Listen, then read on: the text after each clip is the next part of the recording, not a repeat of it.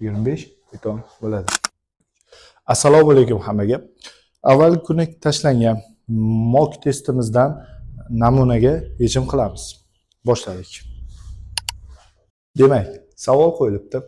Massasi 6 kg yoki mg'si 60 newton bo'lgan jism sterjen quyidagi rasmdagi ko'rinishda devorga mahkamlangan va bir tarafidan ipga osilgan.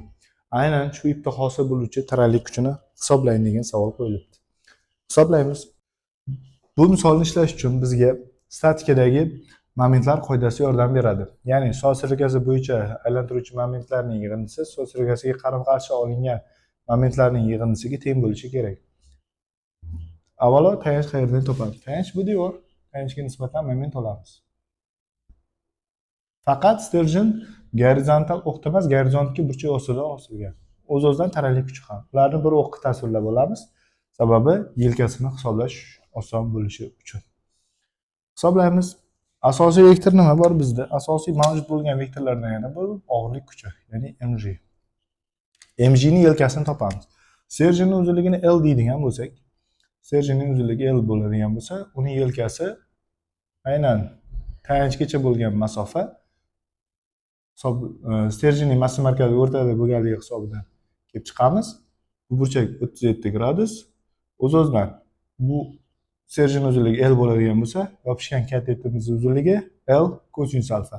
Va albatta o'rtasida bo'lganligi sababidan bunimiz L kosinus alfa taqsim 2 bu kesmani uzunligi.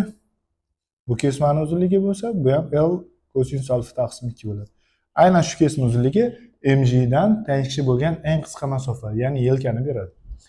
mg ning yelkasini topdik. Endi tarallik kuchini ham yelkasini topamiz. Faqat tarallik kuchi ikkita o'qda proyeksiyalab topganimiz osonroq bo'ladi. Ham OX o'qda, ham OY o'qda. OX o'qda X o'qdagi proyeksiyasini topib olamiz. X o'qdagi proyeksiyasi bo'ladi. Pastdagi burchagimiz 37 gradusligidan kelib chiqamiz.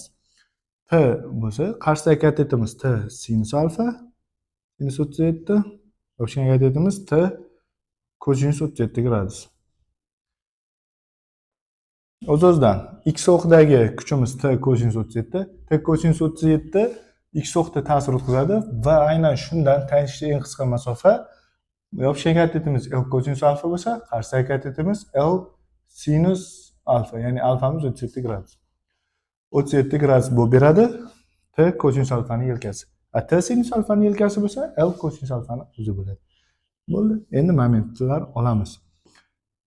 T sinus 37 gradusni yelkasi L kosinus 37 gradus qo'shilgan T kosinus 37 ni yelkasi bo'ladi L sinus 37 gradus.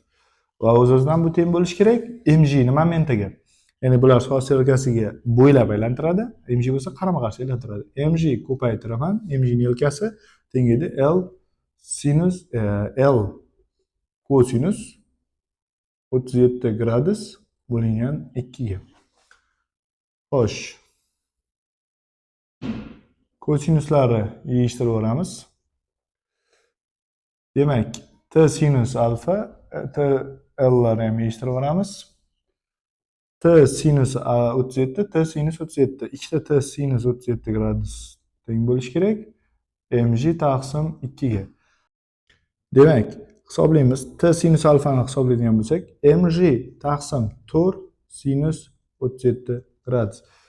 Mg imiz 60 newton. 4 ko'paytiraman sinus 37 gradusning jadval bo'yicha son qiymati taxminan 0.6 ga teng. Qo'yib soddalashtirib hisoblaymiz. Taxminan son qiymatimiz teng bo'ladi 25 newtonga. Demak, javobimiz 25